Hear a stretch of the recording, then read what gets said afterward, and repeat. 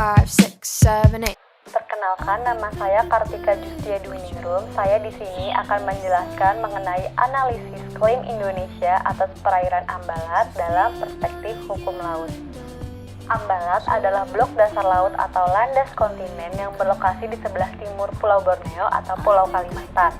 Sebagian besar atau seluruh blok Ambalat berada pada jarak lebih dari 12 mil dari garis pangkal, sehingga termasuk dalam rezim hak berdaulat, bukan kedaulatan.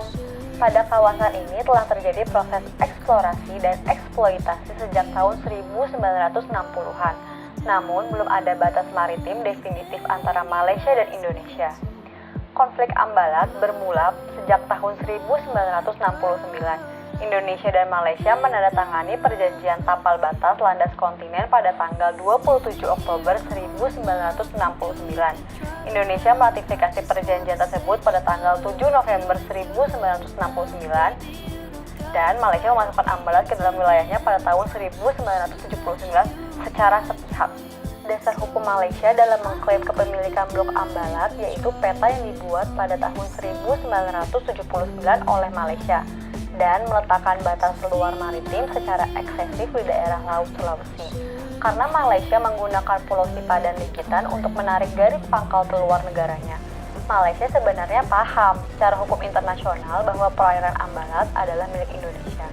Namun setelah menangnya Malaysia atas kepemilikan Sipa dan Likitan, sehingga Malaysia lebih arogan untuk meluaskan kembali wilayah kedaulatan negaranya sebagai negara pantai biasa, bukan negara kepulauan yang diatur dalam UNCLOS, dinyatakan bahwa Malaysia hanya diperbolehkan menarik garis pangkal biasa atau garis pangkal lurus. Indonesia kemudian mengeluarkan protes pada tahun 1980 atas pelanggaran tersebut. Klaim Malaysia atas blok Ambalat ini dinilai sebagai keputusan politis yang tidak memiliki dasar hukum.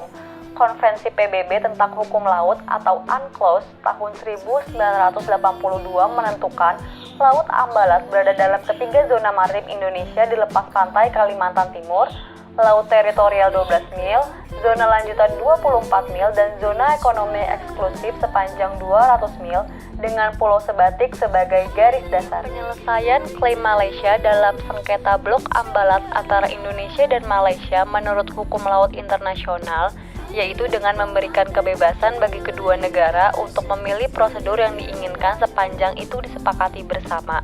Dalam Piagam PBB pasal 33 ayat 1 menyebutkan jika terjadi persengketaan hendaknya diselesaikan dengan cara negotiation, inquiry, mediation, conciliation, arbitration, judicial, settlement resort to regional agency or arrangement or other peaceful means on their own choice. Malaysia dan Indonesia sepakat untuk metode negotiation atau perundingan diplomatis sebagai langkah awal untuk menyelesaikan persengketaan mereka.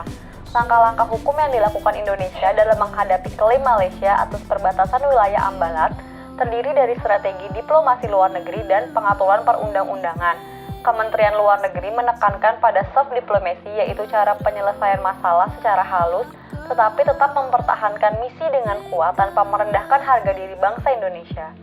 Strategi yang dilakukan oleh TNI Angkatan Laut yaitu menggelar operasi yang dikategorikan sebagai tindakan preventif atau stabilitas keamanan di laut, melindungi sumber daya alam dari berbagai pencegahan, dan represif yaitu tindakan yang dapat dilakukan KKP sebagai badan yang mengatur mengenai pengelolaan pulau-pulau Indonesia, yaitu tertib administrasi pemerintahan dan memberikan nama pada semua pulau di Indonesia.